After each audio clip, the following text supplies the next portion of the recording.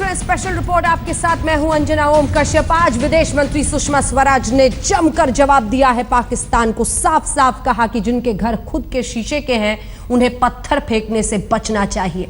कश्मीर हमारा था, है और रहेगा।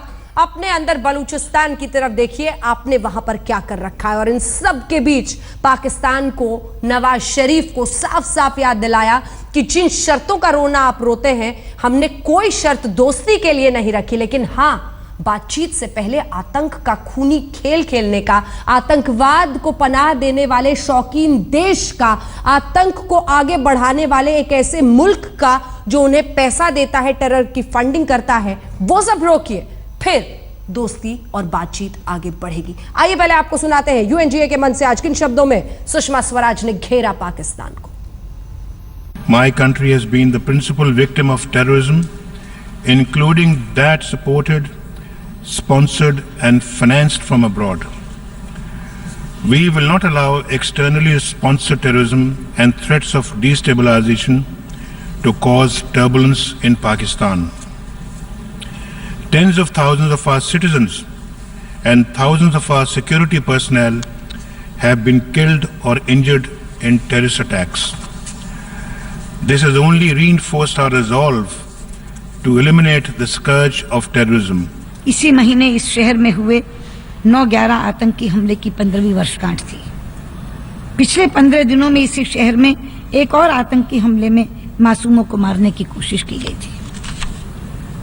हम इस शहर के दर्द को समझते हैं। हम पर भी उरी में इन्हीं आतंकी ताकतों ने हमला किया था। विश्व इस अभिशाप से बहुत समय से जूझ रहा है, लेकिन आतंकवाद का शिकार हुए मासूमों के खून और आंसुओं के बावजूद इस वर्ष Kabul, Dhaka, Istanbul, Mogadishu, Brussels, Bangkok, Paris, Pathankot और उरी में हुए आतंकवादी हमले और सीरिया और इराक में रोजमर्रा की बर्बर त्रासदियां हमें ये याद दिलाती हैं कि हम इसे रोकने में सफल नहीं हो रहे। आतंकवाद के खिलाफ कैसे एक जंग छेड़नी होगी, तमाम मुल्कों को मिलकर यूएनजीए से यह आह्वान करते हुए इस बीच कई खास मेहमान हमारे साथ चर्चा में जुड़ेंगे, क्योंकि सुषमा स्वराज ने आज बड़े ही सशक्त तरीके से पाकिस्तान को करारा जवाब दिया है। लेकिन उससे पहले आपको यह भी सुना देते हैं, सुषमा स्वराज ने कहा कि आतंकवाद के शिकार सिर्फ कोई एक मुल्क नहीं होता है, बल्कि ये तो मानवाधिकारों का हनन होता है, सबसे विकराल रूप मानवाधिकार हनन का। सुनिए। This indigenous uprising of the Kashmiris have been met as usual with brutal repression by India's occupation force of over 500,000 soldiers.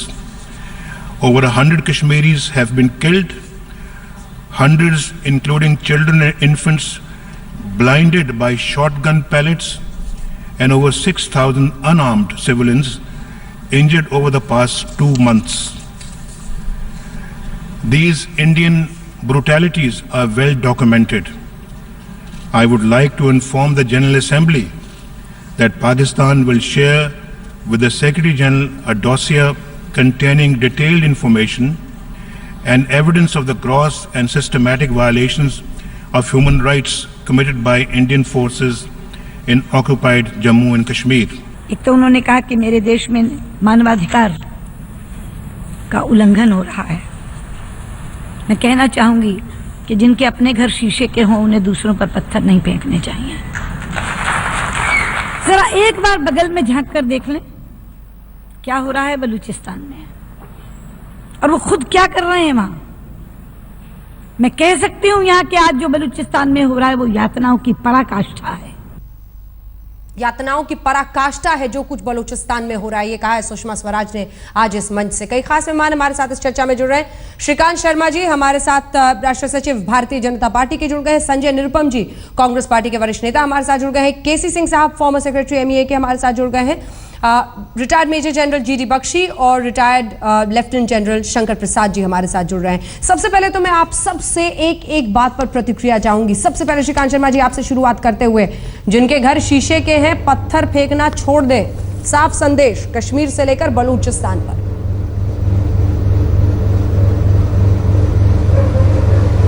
निश्चित रूप से अंजना जी, पाकिस्तान को जिस तरह से आज यूएन में हमारी विदेश मंत्री ने जो आईना दिखाया है और उसके साथ साथ उन्होंने दुनिया के उन तमाम देशों को भी कहीं ना कहीं एक मैसेज कम्युनिकेट करने की कोशिश ये की है कि आतंकवादियों का कोई बैंक नहीं होता है, आतंकवादियों की कोई हथियार बनाने की फैक्ट्री नहीं है, फिर भी उनको हथियार मिलते हैं, उनको पैसा मिलता है। और उन्होंने एक बड़ी बात ये कही कि दुनिया के अंदर आतंकवाद मानवता पर एक अभिशाप है। आज जरूरत है कि दुनिया के सभी देशों को इस अभिशाप को मिटाने की, और एक रणनीति पूरे दुनिया के अंदर बनी है। जो मुल्क इस रणनीति का हिस्सा नहीं बनना चाहता, आज जरूरत है उस मुल्क को पूरी तरह से अलग थलग करने की, क्योंकि उन्होंने जिस तरह से 9/11 से अपनी बात की शुरुआत की कि वहां पर भी आतंकवादी हमला हुआ, और मैं ये कहना चाहता हूं कि वो आतंकवादी जो था वो पाकिस्तान में ही मिला आखिरकार। तो दुनिया के सामने पाकिस्तान को अलग थलग करने की उन्होंने बात कही। और एक महत्वपूर्ण और बात कही उन्होंने, जिस तरह से यूएन में 2030 के एजेंडे पर बात कही, भारत क्या चाहता है, भारत विश्व की शांति चाहता है, भारत दुनिया से गरीबी समाप्त करना चाहता है, भारत महिला सुरक्षा पर बढ़ना चाहता है, स्वच्छता पर बढ़ना चाहता है। वहीं उन्होंने ये कहा कि पाकिस्तान का सिर्फ और सिर्फ एक एजेंडा है, वो है आतंकवाद, और आतंकवाद की लगातार वो एक्सपोर्ट भी करता है, आतंकवाद की वहां पर फैक्ट्री भी है, आतंकवाद वो पैदा भी करता है। बहुत कड़ा संदेश आतंकवाद को लेकर दुनिया के इस फोरम से उन्होंने दुनिया के तमाम देशों को, पाकिस्तान को लेकर दिया है। और आज उन्होंने एक बड़ी बात ये कही कि ये जो सुषमा जी बोल रही थी, ऐसा लग रहा था कि ये पूरे देश के जो सेंटिमेंट्स हैं वो सुषमा जी के शब्दों में दुनिया के सामने हमने रखने का प्रयास किया। संजय जी, विदेश मंत्री को कितने मार्क्स 10 में से इस भाषण के लिए?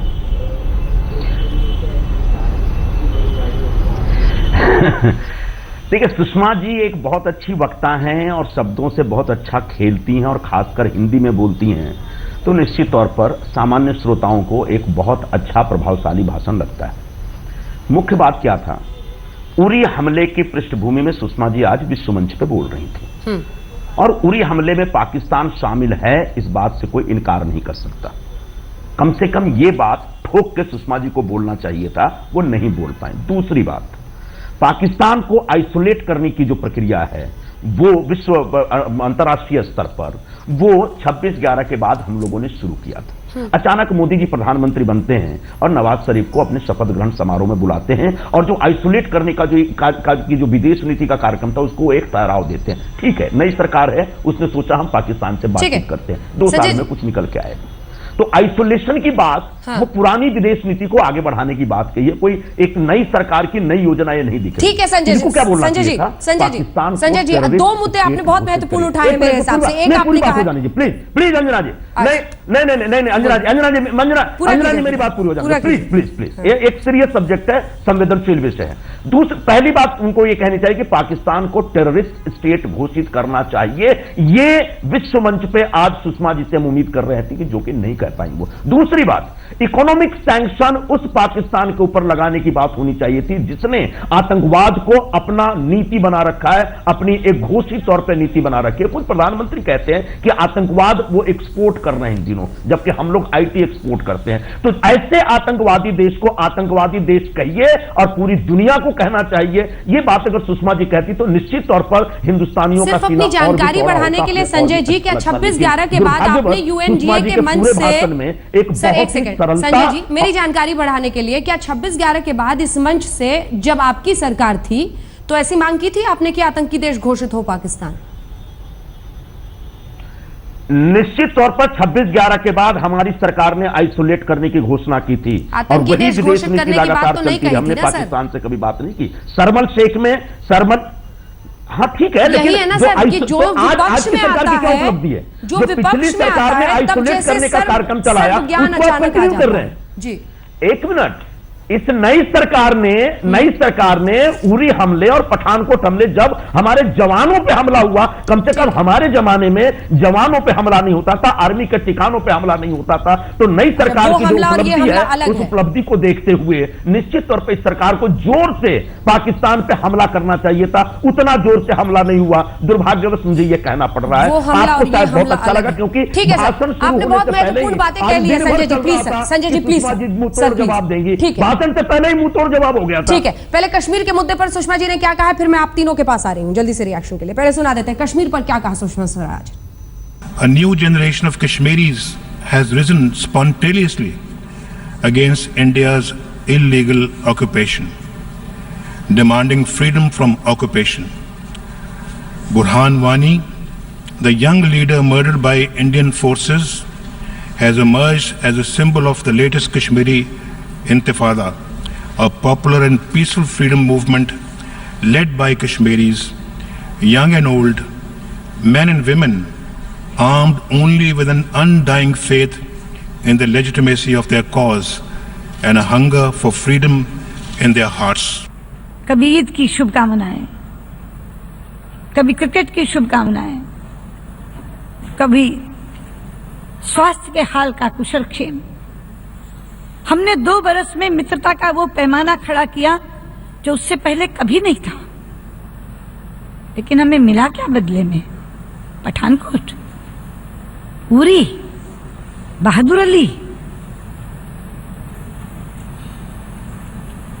मैं पूछना चाहती हूं, हम शर्तें लगा रहे हैं या आप दूसरी नीयत दिखा रहे हैं? बहादुर अली तो जिंदा सबूत है हमारे पास, जिंदा, कि सीमा पार से आतंकवादी आया है, लिखित में सबूत है हमारे पास उसका। कि मैं एक चीज यहां बता दूं, अगर पाकिस्तान ये समझता है कि इस तरह की हरकतें करके या इस तरह के भड़काऊ बयान देकर वो भारत का कोई हिस्सा हमसे छीन सकता है, तो मैं पूरी दृढ़ता और स्पष्टता के साथ यहां ये कह देना चाहती हूं कि आपका ये मंसूबा कभी कामयाब नहीं होगा। कश्मीर भारत का अभिन्न हिस्सा है, जम्मू कश्मीर भारत का अभिन्न हिस्सा है और अभिन्न हिस्सा रहेगा। इसलिए ये ख्वाब देखना छोड़ दें। कुछ तस्वीरें आपको दिखाते हैं। ये देखिए, सुषमा स्वराज इस भाषण के बाद वहां पर मौजूद लोगों से मिलती हुई और उनसे इंटरैक्ट करती हुई ये तस्वीरें आ रही हैं। इन तस्वीरों को दिखाते हुए ही पूरी चर्चा को आगे बढ़ाते हैं केसी सिंह साहब।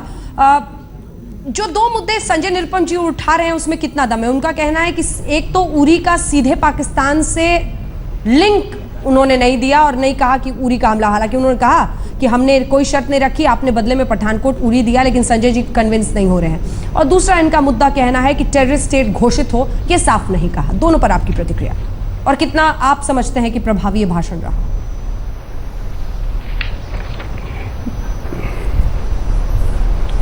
देखिए, बहुत अच्छा भाषण दिया सुषमा स्वराज ने, क्योंकि यूएन का जो मंच होता है, यूएन जनरल असेंबली का 193 देश वहां पे हैं, तो उसमें सिर्फ हिंदुस्तान पाकिस्तान का हम आपसी जो भेदभाव है उसी को लेकर पूरा भाषण दे दें तो उसका कोई प्रभाव नहीं होगा।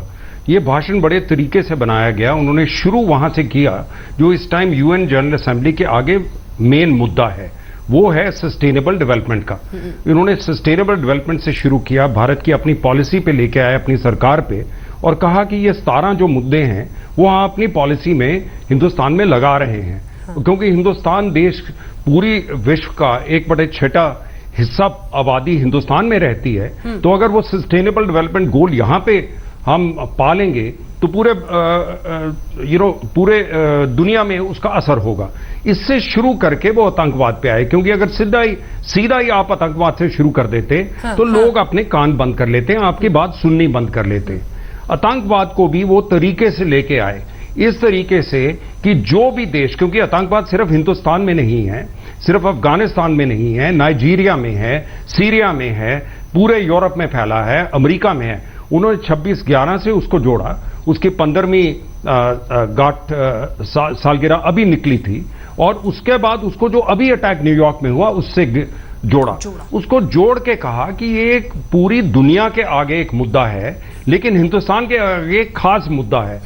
सिर्फ एक चीज मैं ये समझता हूं कि वो जो आखिर में अली की उन्होंने बात की, वो दुनिया को उसकी कोई समझ नहीं है। वो पिछले 2-3 दिन में हुआ है, या तो उसको समझाते या उसकी बात करने की कोई जरूरत नहीं, कि किसी की कोई समझ में नहीं है कि वो कौन है या उसका क्या महत्व है। लेकिन उरी तक यहां तक जो बात थी वो सारी दुनिया जानती है। और जो अलग थलग करने की उन्होंने बात की वो बिल्कुल सही है। ये कहा कि सिर्फ पाकिस्तान की बात नहीं है, जो भी देश ऐसा है जहां पे खुलेआम जो आतंकवादी हैं वो रैलियां करते हैं, वो भाषण देते हैं, तो उन पे सैंक्शन लगानी चाहिए, उनको अलग करना चाहिए। इसका प्रभाव ज्यादा होगा। अगर सीधे हम कहते हैं पाकिस्तान पे सैंक्शन लगाओ तो उसका उतना प्रभाव नहीं होता। जी शंकर प्रसाद जी आपके पास आते हुए उसके बाद बख्शी साहब फौरन मैं आपके पास आऊंगी। शंकर प्रसाद जी, क्या ये माने कि माथे पर ठंडा पसीना यूएन में हमने देखा था नवाज शरीफ के, अब वैसा ही ठंडा पसीना इस्लामाबाद से लेकर रावलपिंडी तक इस भाषण के बाद हो रहा होगा? देखिए, अवश्य हो रहा होगा। इस किस्म के प्रेजेंटेशन का ऑब्जेक्टिव समझना चाहिए। अगर हम इस प्रेजेंटेशन का ऑब्जेक्टिव समझ लें तो बात बिल्कुल दुरुस्त हो जाएगी। इस प्रेजेंटेशन का ऑब्जेक्टिव था कि वर्ल्ड फोरम को बताएं कि एजेंडा 2030 में भारत किस तरह योगदान कर रहा है, किस तरफ बढ़ रहा है, जो कि यूनाइटेड नेशन जनरल असेंबली का मेन मुद्दा है जी। और साथ ही साथ उन्होंने ये दिखाने की कोशिश की, जो उसमें कामयाब हुई, कि पूरा विश्व इस समय इकोनॉमिक डेवलपमेंट की तरफ ध्यान दे रहा है, एक दूसरे से समझौते की ध्यान दे रहा है, ट्रेड को बढ़ा रहा है, टेक्निकल नॉलेज को बढ़ा रहा है, और दूसरी तरफ पाकिस्तान टेररिज्म को एक्सपोर्ट कर रहा है, टेररिज्म की नर्सरीज पाल रहा है। और तीसरा इससे जो निकला कि इस समय पूरा विश्व तो एक दूसरी तरफ देख रहा है, जहां डेवलपमेंट, जहां पावर रेगुलेशन, जहां हेल्थ केयर, जहां बेटी बचाओ, जो चाइल्ड एजुकेशन, इस तरह की बातें होती हैं। पाकिस्तान के 16 मिनट के भाषण में प्रधानमंत्री ने सिर्फ आतंकवाद की बात की। उन्होंने, मैं समझता हूं, बड़े ढंग से, और मैं केसी सिंह साहब से 100% सहमत हूं, बड़े ढंग से उन्होंने ये बात समझाई, और मैं समझता हूं पूरा विश्व और पाकिस्तान भी इसको बड़े ध्यान से सुन रहा होगा। और आज पाकिस्तान सोच रहा होगा कि मैंने ये गलत भाषण क्यों दिलवा दिया। पाकिस्तान के जनरल भी ये सोच रहे होंगे कि इससे तो हम आइसोलेट होने की तरफ चले गए। उन्होंने ये कह दिया जो कॉम्प्रिहेंसिव ट्रीटी है टेररिज्म के बारे में, उस पर ध्यान देना बहुत जरूरी था, अभी तक नहीं हुआ, विश्व को देखना चाहिए। और सिक्योरिटी काउंसिल की जो 5 आदमी की बैठक है, उसमें कोई ना कोई रीऑर्गेनाइजेशन होनी चाहिए। मेरा सिर्फ एक पॉइंट है, मैं इन्हें फिलहाल 10 में से 10 नंबर दे रहा हूं, लेकिन अगर मैं इनसे 10 में से 11 देने को तैयार हूं, 12 देने को तैयार था, अगर ये छोटा सा एक लफ्ज कह देती, Pakistan is a nuclear state and it's a rogue state and rogue state has got nuclear capability, this nuclear capability can not only hurt India but it can hurt the entire world. Tomorrow they are capable of making one kind of fellow called Burhan Wani, जो एक dirty bomb के जरिए पूरे विश्व में, केवल India में नहीं, विश्व में आतंकवाद का एक न्यूक्लियर बम फट सकता है। तो इस समय अगर एक छोटा सा, चाहे एक लफ्ज चाहे 2 लफ्ज में ये कह देती कि एक न्यूक्लियर स्टेट को रोग स्टेट डिक्लेयर करना जरूरी है, जिस तरह की इराक को वेपन्स ऑफ मास डिस्ट्रक्शन के लिए कहा गया था। आपकी बात समझ में आ गई। श्रीकांत शर्मा जी से इस पर प्रतिक्रिया लेंगे, लेकिन उससे पहले मैं जीडी बख्शी जी के पास एक बार आना चाहती हूँ। जीडी बख्शी साहब, रावलपिंडी से डिक्टेशन लिया था नवाज शरीफ ने अपने भाषण के पहले, इस भाषण से अच्छा जवाब मिला? देखिए अंजना जी, मैं ये बहुत भद्र शैली में भाषण था, मुझे बहुत अच्छा लगा कि ये मातृभाषा में बोला गया। मातृभाषा उनको सूट करती है, वो अच्छा साउंड करती हैं उसमें, और मुझे बड़ी खुशी होगी कि हमारे तमाम लीडर जब भी बाहर जाते हैं, जैसे चीनी अपनी मातृभाषा में बोलते हैं, हम भी मातृभाषा में बोलें, ये मुझे अच्छा लगा। उन्होंने वो सारे पॉइंट्स कहे जो पहले कहे जा चुके हैं, कश्मीर के मुद्दे पे, आतंकवाद के मुद्दे पे, ये सब पहले कहे जा चुके हैं। नया अगर आप देखना चाहती हैं तो बलूचिस्तान का जिक्र था। पहली बार भारतवर्ष ने यूएन जनरल असेंबली में पहली बार भारतवर्ष का जिक्र किया। अहम अगर देखना चाहती हैं तो ये अहम है। मुझे उम्मीद थी कि वो जरूर पाकिस्तान को एक टेररिस्ट स्टेट डिक्लेयर करने का मुद्दा उठाएंगी, लेकिन ये उन्होंने नहीं किया। उड़ी पे मैं समझता था कि वो पाकिस्तान का पर्दाफाश और करेंगी दुनिया के सामने, किसी कारणवश बहुत ही रीजनेबल टोन के चलते शायद उन्होंने ये अख्तियार करना ठीक नहीं समझा। मैं इसके पहले एक और चैनल पे था और तारिक पीरजादा नाम के एक पाकिस्तानी शख्स थे। जब ये भाषण खत्म हुआ और उनसे पूछा गया, वो ठहाका मारकर हंसे, ठहाका मारकर हंसे हमारे ऊपर कि आप केवल बातें करते हो, मेरे जिस्म में अभी तक आग लगी हुई है। वो ठहाका सुनकर अगर हम समझते हैं कि ये भाषण हो गया और सब खत्म हो गया, ये नहीं है। देखिए, पाकिस्तान की फौज से उस भाषा में बात करिए जो जनरल राहिल शरीफ को समझ आती है। उड़ी के हमले का फैसला नवाज शरीफ ने नहीं, राहिल शरीफ ने लिया है। हमारे 19 जवानों के खून से उसके हाथ और उसकी फौज के हाथ रंगे हैं। You will have to address that army.